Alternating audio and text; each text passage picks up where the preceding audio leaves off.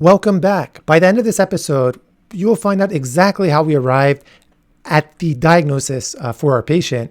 But briefly, the purpose of this series is to educate the public in how doctors think. Robbie and I are both clinicians, and we're co-founders of the Clinical Problem Solvers, but it's often a mystery to the patient about how doctors are arriving at their specific diagnosis. We hope this series entertains, but really showcases the thinking as clearly as possible. All right, let's summarize the case from the first episode. It was an elderly woman who suddenly developed abdominal pain with diarrhea and nausea. A CAT scan was obtained. Let's quickly review that CAT scan. And what we noticed in the CT scan is that there was dilation of the small bowel. There was also dilation of the large bowel, the transverse colon, therefore telling us that there's some kind of obstruction. And when there is an obstruction, the intestines can't contract effectively. Therefore, you start seeing these air fluid levels, because when it's not contracting, air has a lower density than liquid and solid, and it rises to the surface. You should never be seeing this on the CAT scan. But then the question becomes, is it a mechanical obstruction or a non-mechanical obstruction?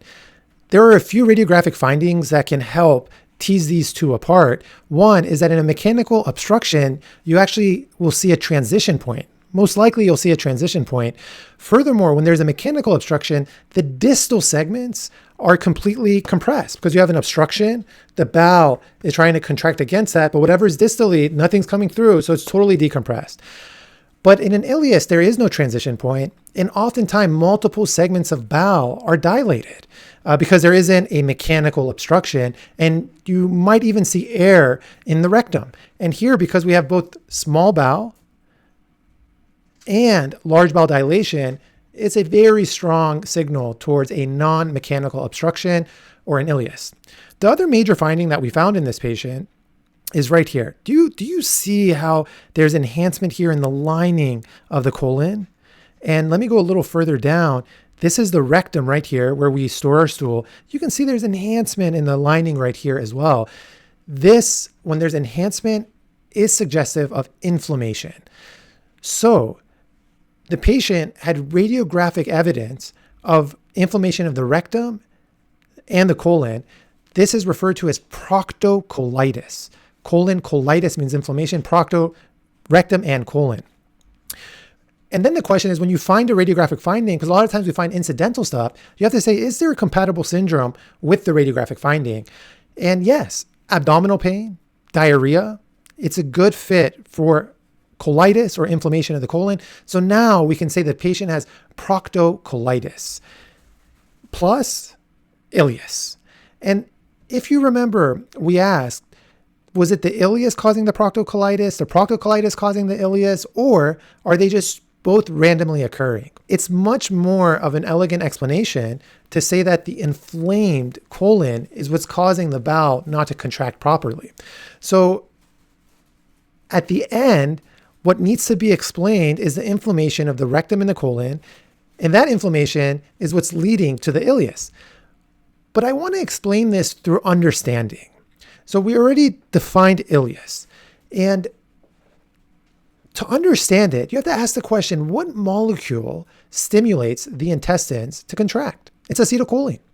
So anytime you have decreased acetylcholine, you have less contraction. Increased acetylcholine, more contraction. The parasympathetic nervous system is what releases acetylcholine on the intestines to cause it to have this beautiful contraction. The sympathetic nervous system, simple as, when you want to fight or flight and you're sort of active. For example, if you're playing a sport, the last thing you want to do is be contracting your bowels. You want to divert blood away from that. You don't want acetylcholine there. You want to focus on contracting your muscles and participating in the exercise.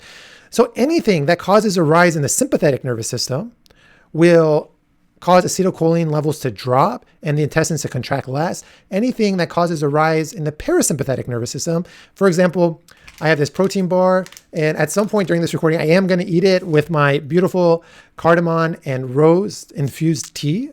And this will cause the parasympathetic nervous system to be active, release acetylcholine, and the bowels to contract. So ultimately, what's determining the bowels contracting or not is the balance between the sympathetic and the parasympathetic. Now that you know this, it becomes clear why inflammation of the colon, which is really a stressful situation, causes the sympathetic nervous system activity to rise and thereby leading to possible ileus. It doesn't always happen, but it can certainly happen. But what are other causes of ileus? And once you understand the pathophysiology, then the rest makes sense. So parasympathetic activity. You see, even if you have great parasympathetic activity, but the smooth muscles of the intestinal wall can't contract because you don't have enough of the electrolytes in the cells, you can have an ileus. In fact, when people are constipated, less commonly, it can be due to electrolyte derangements. Medications. You see, the acetylcholine binds to the cholinergic receptors. So anything that blocks the cholinergic receptors leads to decreased contracting. Now, what about sympathetic activity? We already talked about inflammation like our patient, but any surgery or trauma is an increase in sympathetic nervous system activity, and that leads to decreased motility or severe illness, sepsis or shock. So in our patient, we now know why they have an ileus. It's because of the rectum and the colon being inflamed. So now the question becomes, why are the rectum and colon inflamed? And I have to say something really important. Not everyone with diarrhea should get a CAT scan. In fact, the majority should not. Because if you CAT scan everyone, you're going to see some inflammation of the colon, but it's usually self-limited. You have to be very careful on when a CAT scan is performed. And honestly, as a patient, you should ask when you go to the emergency department, what is the rationale behind the CAT scan? But you should understand it. Of course, if you're very sick and you can't participate, it probably means you need that CAT scan. In our patient, they had hypotension. They had severe abdominal pain, they had distension. So all of those were reasons to proceed with the CAT scan to understand what's happening internally.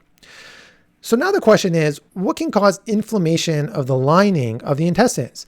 The best way to remember what causes inflammation of the bowel is the 4 I's. And in this order, because this is the frequency at which these processes cause inflammation, you first have to think about infection. We're going to show you a diagram and tell you exactly what types of infection, often self-limited.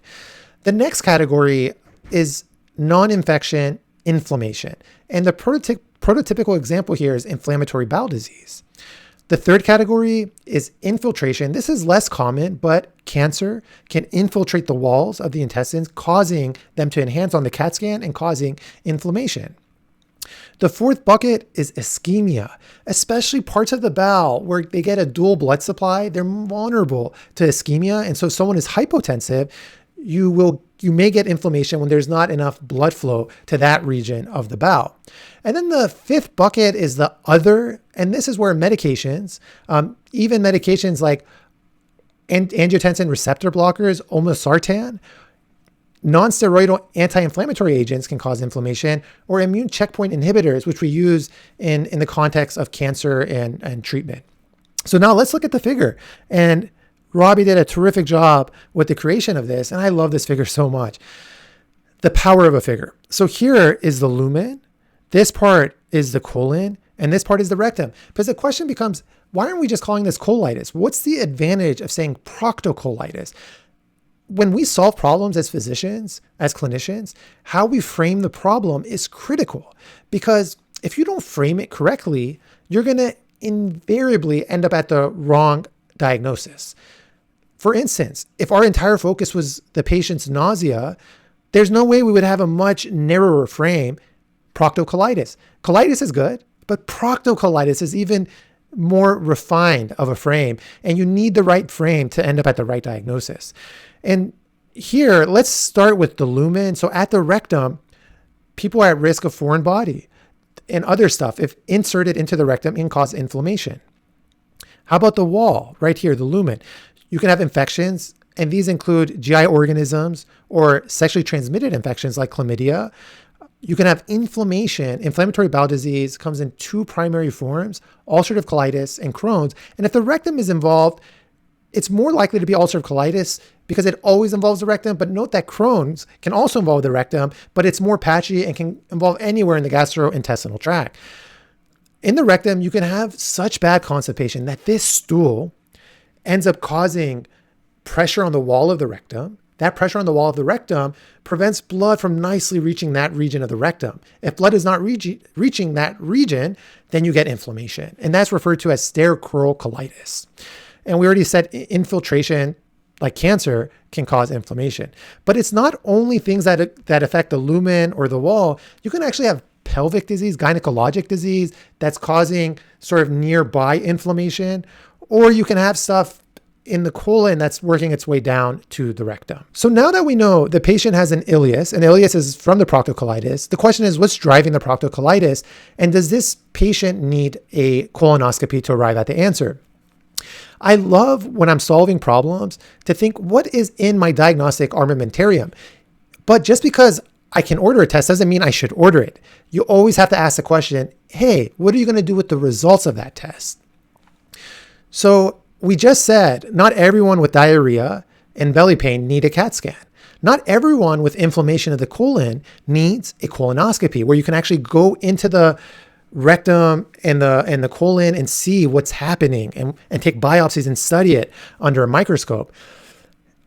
I think there's no great guidelines, but I talked to my friend Trilo, who's a gastroenterologist, and it ultimately comes down to two reasons to scope. One is the diagnosis is not clear. And two, you know what the diagnosis is, but you want to risk stratify because that risk stratification helps determine the treatment. So if someone is coming in with recurrent abdominal pain and diarrhea and you're not isolating any organism and there's no clear explanation, then they probably need a scope.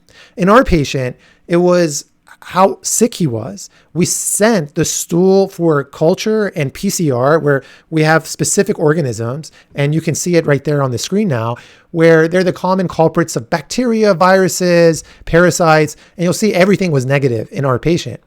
And a C. diff test is really important, and that too was negative. So if you don't have a clear answer, it's not a self-limited disease, and then it probably makes sense to scope. And so that's exactly what we did in our patient. We did the scope, and what that colonoscopy showed was findings consistent with inflammatory bowel disease. Biopsies were obtained, but it takes a while for the biopsies to come back. So I'll be able to update the description with the definitive diagnosis. Interestingly enough, based on the gross examination, based on what they saw on the scope, the gastroenterologist felt the findings were more consistent with Crohn's than ulcerative colitis.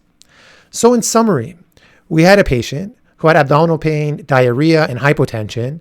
This prompted us to get a CAT scan of the abdomen so we can get better visualization of where pathology might be happening. That CAT scan showed an ileus, and it showed inflammation of the rectum and the colon.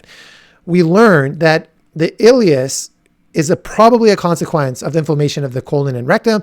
So the problem to solve here is what's causing the inflammation of the colon and rectum. And because the C. diff was negative, our stool PCR was negative, and we didn't have a clear answer, we proceeded to a colonoscopy, and that colonoscopy on gross examination is most consistent with inflammatory bowel disease. So what happened to the patient? The patient got started on prednisone, and here you can see an inflammatory marker called the C-reactive protein come down as soon as that prednisone was started. The ileus resolved, the abdominal pain resolved, and the patient within 2 days was tolerating a regular diet with no pain whatsoever. Thanks for tuning in. Please provide us feedback. Robbie and I really want to make this accessible to the public, and we really want to show you how doctors think, because by understanding how we think, you can be proactive in your healthcare, because I promise you no doctor is perfect. And maybe later in the series, Robbie and I will share our personal stories involving our family members, where in one case, the proactivity led to a diagnosis, and that's when I had made a mistake.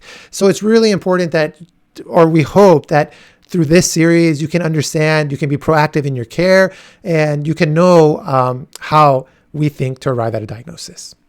And next week is going to be really exciting. It's about an elderly person who used to walk miles with no problem whatsoever, but now can only walk 10 feet before having to stop because they feel short of breath. That's a wrap, folks.